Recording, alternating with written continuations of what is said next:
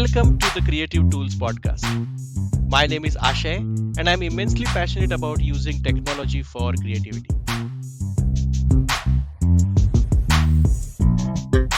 On this podcast, I talk to various creators about what tools and technology they use to be creative.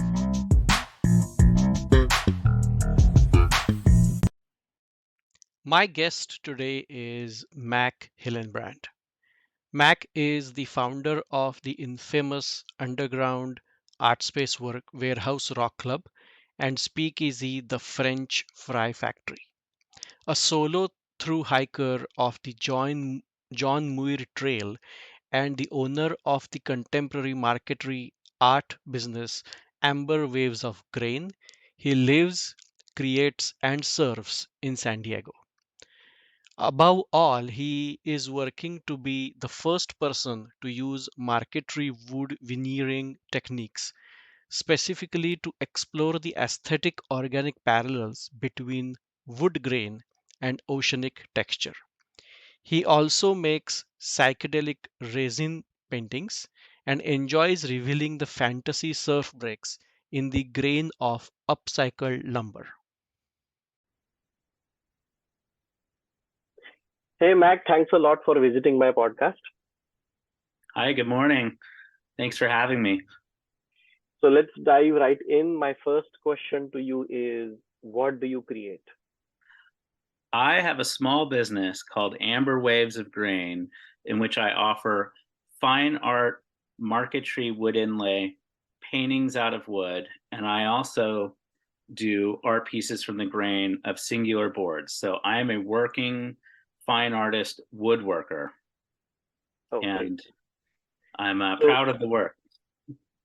the creations that you have made, have they always been something physical that you can touch, or you have also done digital creations? Well, I studied filmmaking at UC Santa Cruz, where I have a degree in film and digital media. So I have a background in screenwriting and storytelling and photography, and came into it right as the digital cinema and photography was taking hold in the early 2000s. Hmm, So I have a familiarity with a lot of the Adobe software and a background that was kind of like honed right at the transition from actual celluloid film to digital media. great. So I want to section this interview into three parts. I want to talk about pre-creation, so what happens before you start creating, then the actual creations, and then post-creation, so what happens after you create your creation. So let's first focus our attention to the pre-creation part.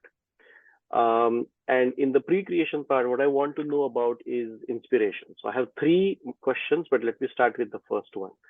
How do you receive inspiration for your creation? Well, my art is almost 100% ocean themed and maritime, and I'm really trying to utilize wood grain to represent oceanic texture.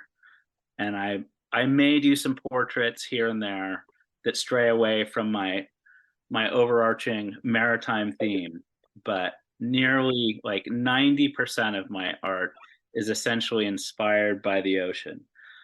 And the reason for that goes back into my childhood experience. Growing up, basically, my parents were both workaholic lawyers, and there was a lot of like neglect in the primary family. And grade school was just really rough for me. Kids decided that they would make it their childhood career to see the different ways they could be, cruel to me. And it was just a very, very hard time. I just had a rough time go of it. And essentially, eventually, I growing up in North County, San Diego, we're right on the the beach, and basically I found the ocean kind of around like pivotal time where I was like going from grade school to junior high and started getting really into bodyboarding. You know what other people think of as boogie boarding.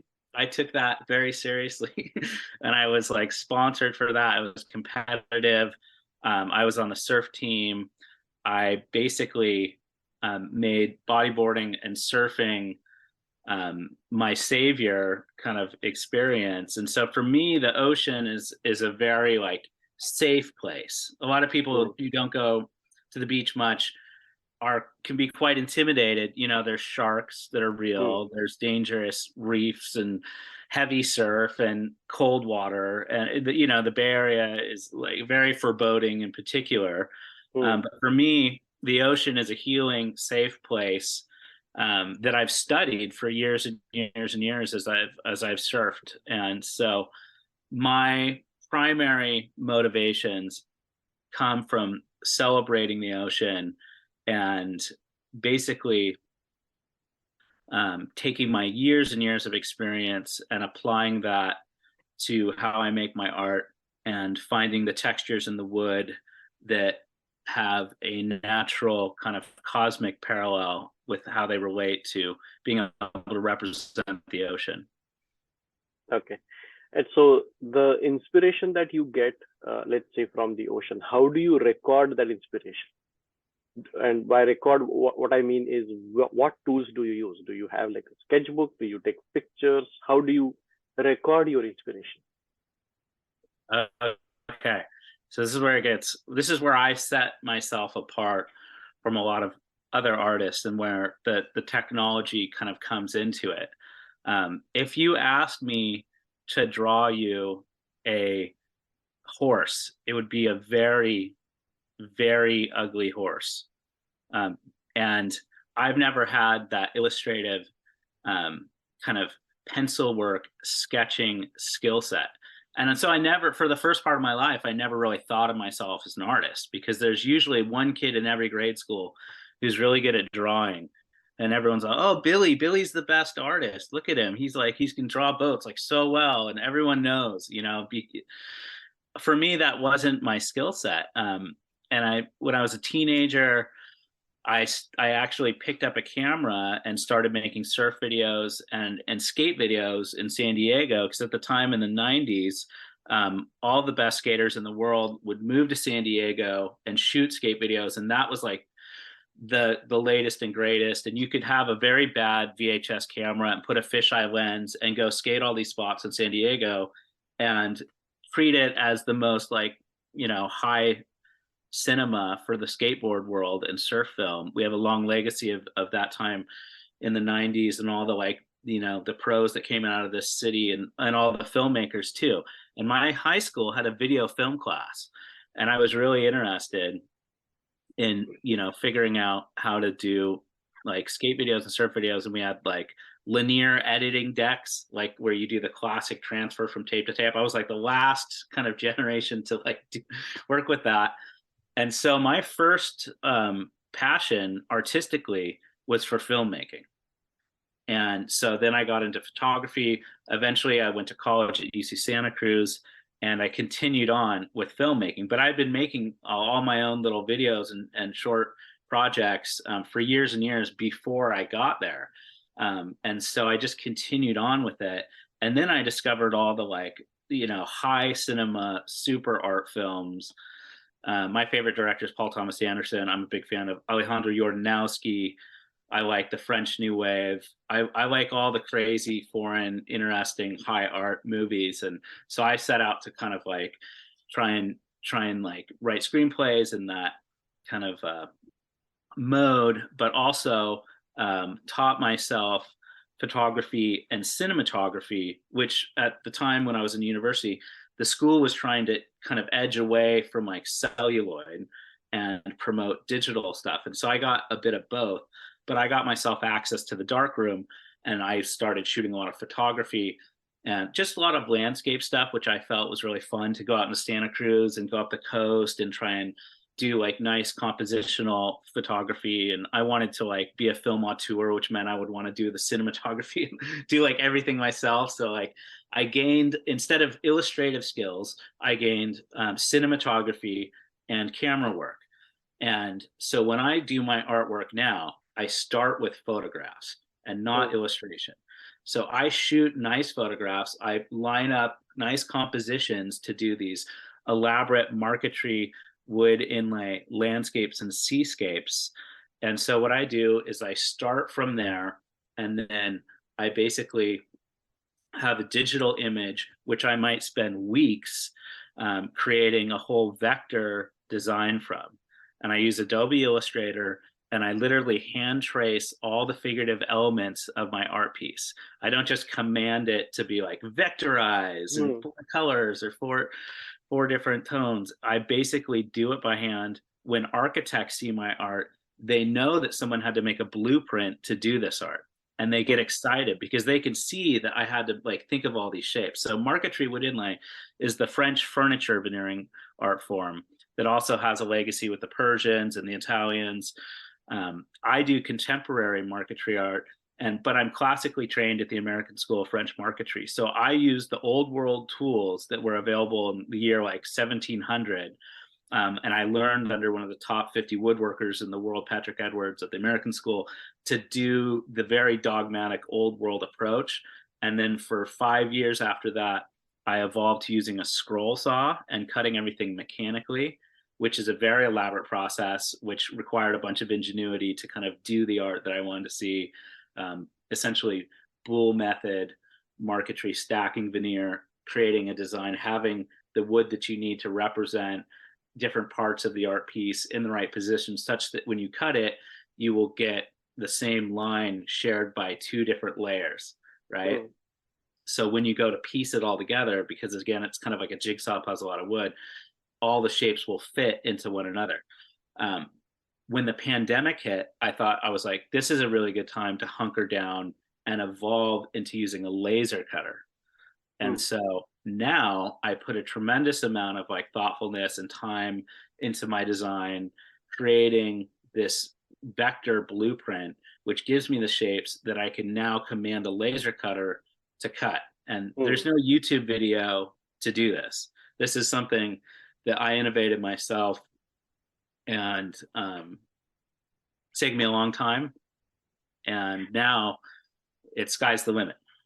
So the pictures that you mentioned that you refer to when you want to take inspiration from them, maybe vectorize by hand and then use them in your art. Are they physical pictures that you have taken and then take photographs, like physical photographs of, or are they in your phone or somewhere else? I use a nice kind of essentially medium format digital camera Hmm. to go out and shoot the photographs. But sometimes, if I do work on commission, someone will submit photos to me, and I may just decide that the photo that they're presenting me with would make a great artwork. And Hmm. so I have to decide if I'm going to use my own or use someone else's. So these pictures or photos that you have stored somewhere, and then when you want to create something, how do you decide which picture to choose? Because you must have like hundreds and hundreds of pictures. How do Yeah. you decide which one to choose? Okay.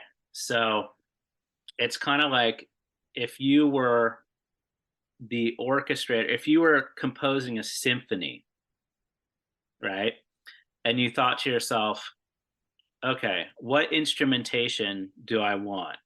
Do I want like a horn section with like 15 members and a string section with 10 members and a percussion section with 3 people and a harp?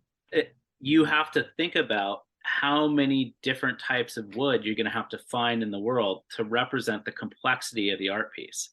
Hmm. And so you have to look at the photograph and think to yourself, okay, what level of detail am I going to try and achieve right now?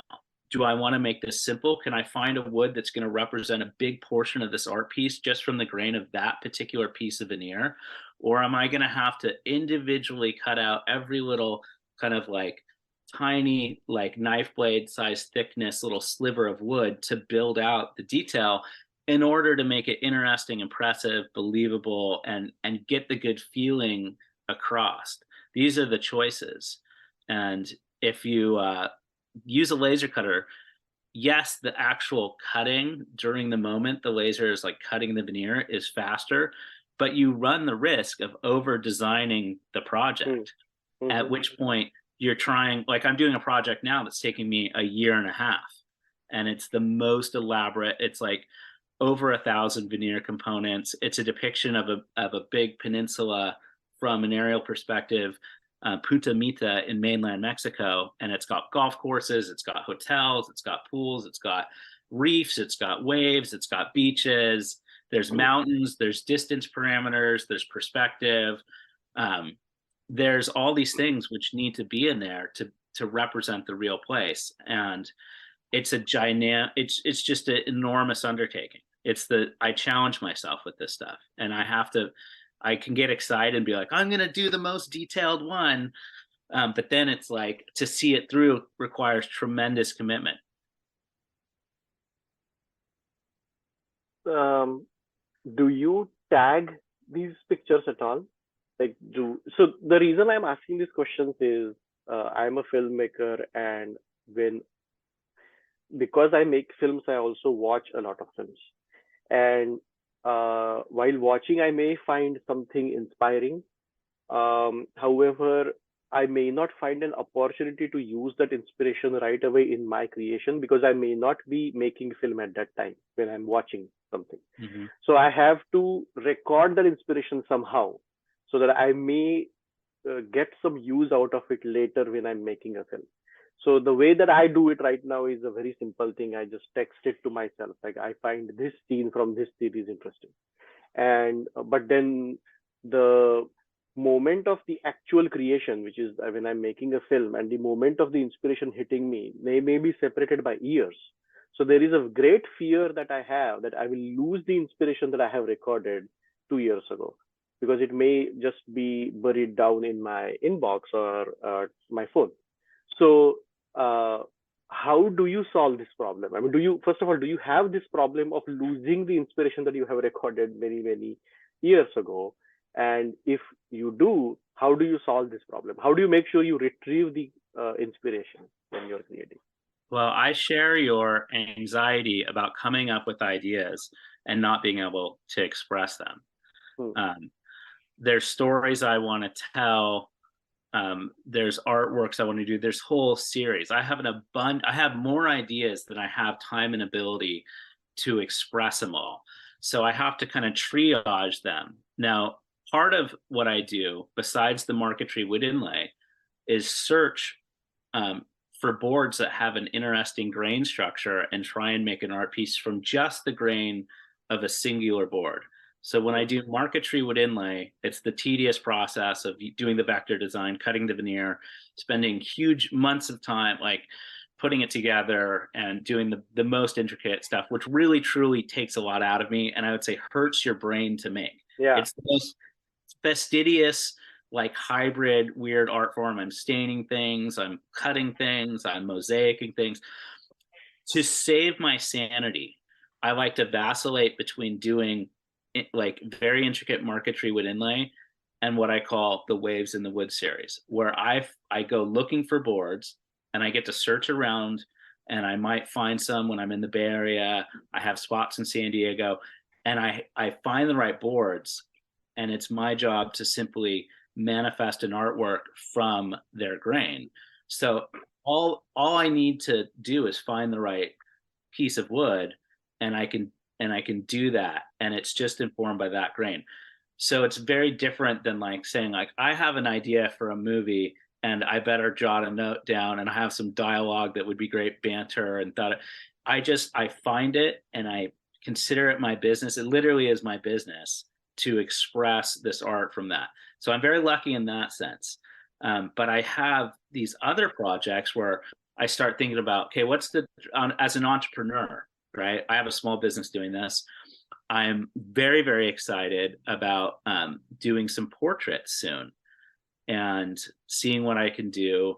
to lower the complexity of some things, but maybe be able to sell them online and grow my business, and get into different new arenas, use it as a tool to meet new people like yourself. Like it's great. I make the art, I bring it out there, I come across interesting people. I never know who I'm talking to.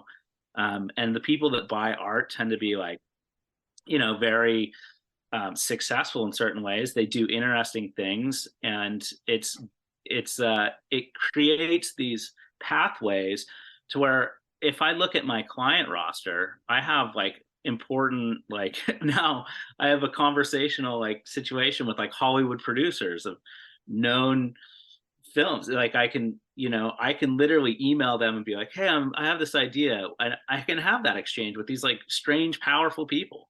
It's weird. And I'm a guy who used to be a painting contractor. I was the guy you hired to paint your apartment white, right? I was a licensed painting contractor, before I started applying my trade skills into doing this artwork. So it's pretty silly to me, and so I have these people, I have interesting tools sometimes that the people actually make. I go into the Bay Area and I'm like selling art there, and you're dealing with like all the people that actually make this technology, and so it's kind of up to me to set my own compass heading. I just have to not be scatterbrained enough to blow it. Is basically the gist of it. So let's now focus our attention to the creation part. And one thing that I find really interesting in your art is you are directly working with a physical medium. So therefore, if you screw up, let's say, or you don't like something that you have done, I don't know whether you have an ability to undo your stuff and go back and then start something new. Which, if you were making something digital, you would have that ability of undoing stuff and then restarting again. I believe digital technology has given creators an immense ability to make a choice rather than a decision, because you can make a choice out of four digital things which you can create really quickly, rather than making a decision of putting a physical stroke of paint on a canvas. So how do you undo your stuff? Like, do you have to undo first of all, and then if yes, how do you do it? Okay. So unlike actually putting a physical stroke of paint on the canvas, I like to try and be an even badder dude by having the wood be what I'm working with specifically. So a painter can paint over their previous paint. A painter can undo. With me, I have to work a lot harder to undo things. Let's say I'm mosaicing an artwork for a marquetry piece, and I cut the wood such that I think the grain structure is going to lend itself well to like a palm tree, right? And then when I actually put it down, it's not looking like the palm fronds I want it. So then I might have to like go find a totally different piece of wood and like cut that one and try that again. And you could see how you could spend a lifetime just trying in this very subjective way to like get it just right. So eventually you have to fall upon like your feeling. And you also kind of have to accept that there's happy accidents, even though you might be trying to eventually resin the piece and you want a flawless finish on there. So there's creative accidents and things that you can like, you have the space to kind of like have some kind of like evidence of the process, even a little bit, where there's like a little bit of wood filler here, something. And then there's like the actual physical kind of like integrity of the product. So I want something that's not going to yellow. So I pay the good money to get a resin that's UV inhibiting, and I want it to look as near perfect as possible. So I'll take to buffing it. If I get one little follicle of hair land on my resined artwork, I have to sand that down and redo it. And and get it to the point where I can confidently stand next to it. So in terms of like correcting accidents and like redoing things, I like the way you created a designation between the choice and Yeah. actual like performance of it. There's times for choice, but I want to have confidence in my artwork. I want to stand next to it. Now this is funny because I was very nervous as a filmmaker. I'd be like, totally like so like kind of nervous to show someone any film I'd made, but I can boldly stand next to my artwork knowing that if one person doesn't like it, another person will walk up and say, "This is incredible. I need this in my home." Every single art piece finds a happy home from someone who truly appreciates it. I've never had one phone call over the years from any person whatsoever who regretted like their decision to buy my art, which is genius because I used to be a contractor, and it's like if you didn't do something, the phone rings immediately, you know. Yeah. Yeah. So I've learned from the contracting trades. Like I did 10 years of contracting before I started doing this artwork. So I build it right, and I want longevity, and I want happy people. And I hear, as a result, from seeing it through, I hear the most beautiful things from people who truly treasure it, and they don't have any like problems with any like technical kind of like things like delaminations or resin yellowing or weird idiosyncratic physical production things. How do you pre-viz your creation at all? I mean, do you try to create like a prototype of your creation digitally or something like so that you get confidence in what you are going to create well before you actually touch the wood? Yeah, yeah. It's like a cook. It's like I'm like, oh, I got the good avocados today. I got the best steak. I'm gonna like have a barbecue with all my friends and I'm doing it right. I'm nailing it and I get excited about it, you know. It's kind of comparable to cooking where you're doing so you're making something that you're going to share with other people, and you can get into this headspace of like being overconfident, right? In egotistical as a creator, right? But that's no good. That's like not a cool way to go. So you kind of have to adopt a philosophy of like, I'm going to try my hardest to promote some creative outcomes. And I hope that what I do is going to be rad or beautiful or meaningful to someone in a super dynamic way. And so I basically try and take that philosophy. But you have to have a balance of self-doubt in order to Hmm. keep standards high, in order to keep challenging yourself, in order to kind of like push yourself to be able to be a better artist essentially, and take projects that are a couple clicks above your pay grade that you don't know how you're going to make when you set out to make it. If you're not doing that with your art, you run the risk of staying in your lane and like running into the problems that presents for yourself. Right. So you got to go out on a limb and you got to have a fear of being able to do it, but you also need to cut that with some excitement and some like boldness. And you also have to try and do it without being cocky or egotistical.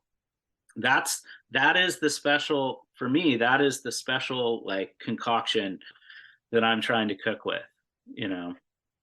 Yeah, so I very much resonate with that. I sometimes feel that my ignorance is actually a blessing Oh because yeah. if I know how difficult it's going to be, I may never jump in. But if I don't know how difficult it's going to be, then it's easy to jump in and then figure out challenges because then you take the action of doing without knowing what you are going to face. And that's very important, I feel, because if you are well educated about the problems, then you may never jump in. Yeah, no, that's especially with filmmaking. You Yeah. know, they say like if you want to learn how to make a film, it's like make a film. And for my art that I do now, I wanted to see it, so I had to figure out a way to do it. and I wasn't sure how I was going to do it. I studied some like classical approaches at the American School of French Marquetry, but that kind of like it made me fearful that if I did it differently, I would be breaking the rules of the sensei, so to speak, because there's a formal dogma there. And in order to make the sort of art that I wanted to see, I needed to try it myself. I needed to come up with my own approach. And on a philosophical level, I want to offer the world something new that can only come from me. And Mm-hmm. so, like on a logician's like philosophical level, the only way you're going to do that is if you invent your own process. And therefore, you're doing something original that only comes from you. And with that comes all the challenges of not knowing what you're doing. Yeah. And it's like, I can tell you, as someone who is a contractor, it's much better to not know what you're doing as an artist than, than as a contractor.